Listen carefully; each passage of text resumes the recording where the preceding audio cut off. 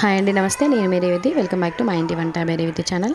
So ఇవాళ మన video వచ్చేసి ఎగ్ మసాలా అనమాట. చాలా టేస్టీగా ఉంటుంది. సింపుల్ మసాలాస్తో మనము ఇవాళ ఈ వీడియోలో ఎగ్ మసాలా ఎలా రెడీ చేయాలో చూపిస్తాను. చాలా టేస్టీగా ఉంటుంది. ఒకసారి ఈ విధంగా ట్రై చేయండి. ముందుగా ఒక బాండి తీసుకొని దీంట్లోకి ఒక 2 టేబుల్ స్పూన్ల వరకు ధనియాలు వేసుకొని కొంచెం దూరగా వేయించుకోండి. ఇప్పుడు ఒక గిన్నెలోకి ఒక పెద్ద నిమ్మకాయ సైజ్ అంతా చింతపండు నానబెట్టుకొని కొద్దిగా వాటర్ వేసుకొని నానబెట్టుకోండి. మనకు మంచిగా నానిపోతాయి. సో మనము ఈ ధనియాలు బాగా వేగిన తర్వాత ఒక ప్లేట్లో వేసుకొని ఇదే బాండిలో మళ్ళీ ఒక పెద్ద కొబ్బరి గిన్నె ఉంటుంది కదా, దాన్ని చిన్న చిన్న ముక్కలుగా కట్ చేసుకొని ఇలా దూరంగా వేయించి పక్కకు పెట్టేసుకోండి. అదే బాండిలో ఇప్పుడు ఒక 1 టేబుల్ స్పూన్ వరకు ఆయిల్ వేసుకొని ఒక 3 ఆనియన్స్ని ఇలా సన్నగా తరుక్కొని మంచిగా ఫ్రై చేసుకోవాలన్నమాట. మరీ గోల్డ్ కాకుండా నార్మల్ ఇలా మెత్తగా అయ్యేంత వరకు ఫ్రై చేసుకొని ఇప్పుడు మిక్సీ జార్లోకి మనం ముందుగా రెడీ చేసి పెట్టుకున్న ధనియాలు, కొబ్బరి ఇవన్నిటి వేసేసి ఇలా పౌడర్లాగా రెడీ చేసుకోండి. ఈ పౌడర్లాగా రెడీ చేసుకున్నాక మనం నానబెట్టుకున్న చింతపండుని, అలాగే ఆనియన్స్, కొద్దిగా అల్లం వెల్లుల్లి పేస్ట్, టేస్ట్కి తగ్గట్టు కారము, ఉప్పు, అలాగే కొద్దిగా పసుపు కూడా వేసుకోండి.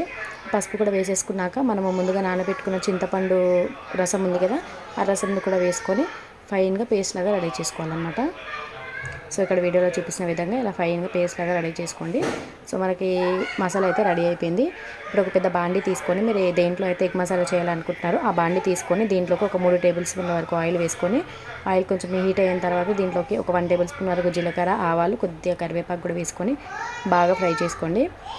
ఇలా బాగా ఫ్రై అయిన తర్వాత ఒక 3 ఎండుమిర్చిని కూడా వేసేసుకొని దూరగా వేయించుకున్నాక ఇప్పుడు దీంట్లోకి మనము రెడీ చేసి పెట్టుకున్న మసాలాను కూడా వేసేసి ఆయిల్ పైకి తేలేంత వరకు బాగా ఫ్రై చేసుకోవాలన్నమాట. లేకపోతే పచ్చివాసన వస్తుంది, మనకి మసాలా టేస్ట్ మొత్తం పోతుంది. ఇలా బాగా ఫ్రై అయిన తర్వాత దీంట్లోకి వాటర్ని వేసుకోండి. సో ఇక నేను ఒక 2 గ్లాసెస్ వరకు వాటర్ వేసుకున్నాను.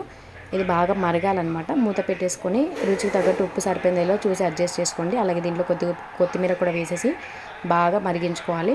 ఇలా బాగా మరుగుతున్నప్పుడు దీంట్లోకి మనము ఉడికించుకున్న ఎగ్స్ని కూడా వేసేసి ఒక 5 మినిట్స్ మగ్గించుకోండి మూత పెట్టేసి. మనకి ఎంతో టేస్టీగా ఉండే ఎగ్ మసాలా కర్రీ అయితే రెడీ అయిపోయింది. చాలా చాలా టేస్టీగా ఉంటుంది.